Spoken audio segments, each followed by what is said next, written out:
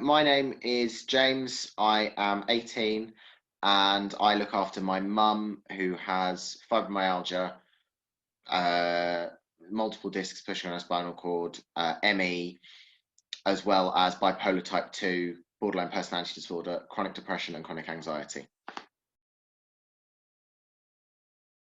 At the moment, I'm in sixth form. With regards to my education, I mean, it's pushed back uni a year.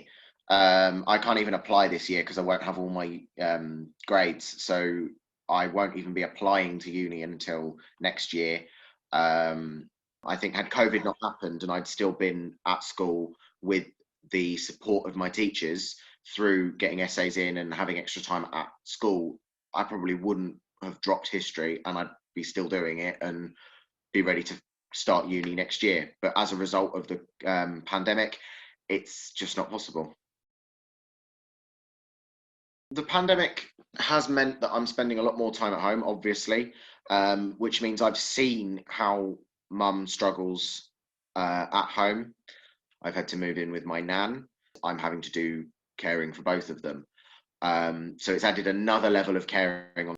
I think that she's definitely suffered with isolation because she can't drive.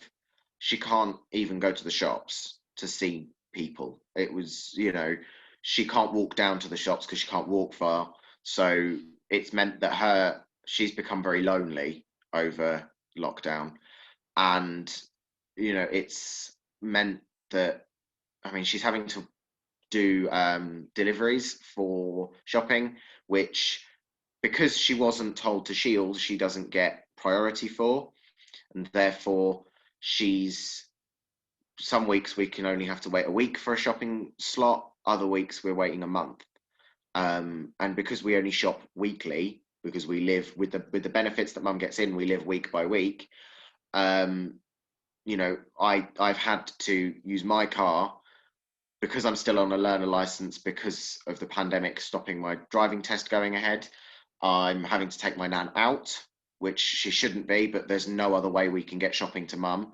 My birthday yesterday, all my presents for mum are having to come next week because she gets money next week.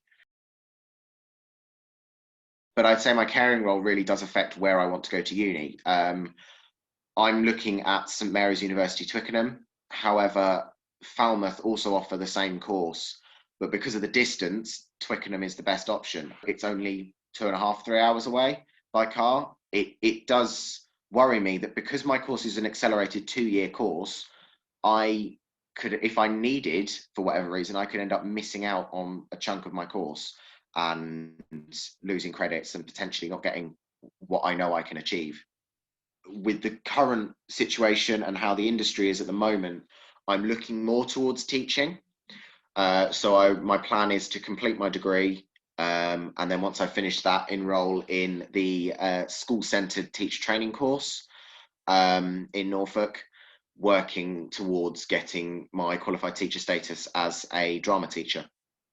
Caring role-wise, I'm going to have to, I feel like I need to be based in or near Norfolk so that if I am needed for whatever reason, I can get back quickly. The way it feels for young carers is that we're free labour for the government. It's just, oh, they've got a young carer there, they're fine.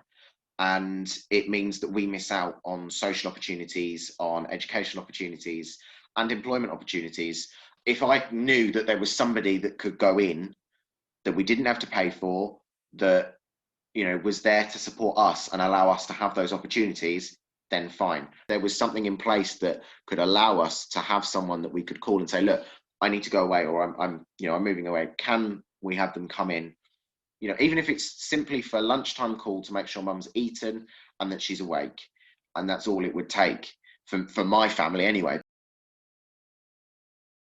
I think the biggest support that's helped me is the forum and the support, going to those meetings. It's a little bit of respite. I mean, there's not a lot of respite we can do stuck at home, but having those forum meetings has helped because it's meant that I can speak to other young carers and I can just get my views out there, as opposed to having to hold it all in and anything like that. I've also, you make friends with people that are fellow young carers and we talk all the time, and it's another way of supporting each other.